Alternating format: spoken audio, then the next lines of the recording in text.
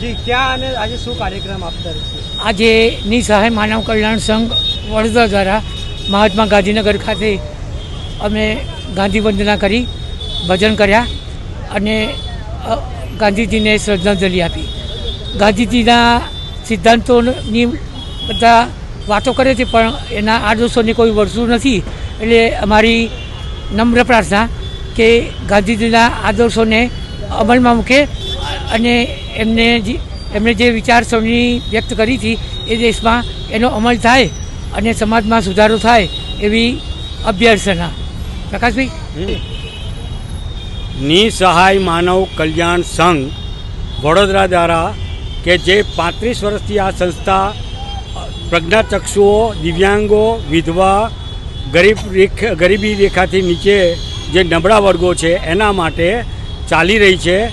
એ કોના નેતૃત્વ હેઠળ? તો ભાઈ ડૉક્ટર સલીમ સાહેબભાઈ વોરા એના નેતૃત્વ હેઠળ 35 વર્ષથી વડોદરામાં ચાલી રહી છે.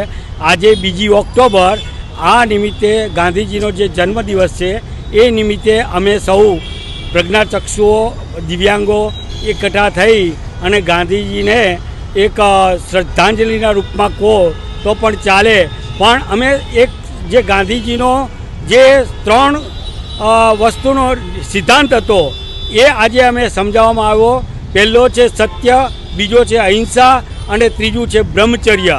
આ જો અહિંસાના રૂપમાં જો ગાંધીજી અહિંસાથી જો ભારત દેશને સ્વતંત્રતા અપાવતા હોય તો આપણે સૌએ એક થઈ અને માનવ છીએ તો માનવ રહી માણસાઈ રાખી અને સમાજને અમે સંદેશો આપવા માગીએ છીએ કે સૌ સંપીને રહે અને ભવિષ્યમાં ઉત્તરોત્તર ભારત દેશ પ્રગતિ કરે. આ અમારો આજના સંસ્થાનો સંદેશો છે. પ્રકાશભાઈ શુક્લ અને સંસ્થામાં છેલ્લા 15 વર્ષથી સક્રિય છું.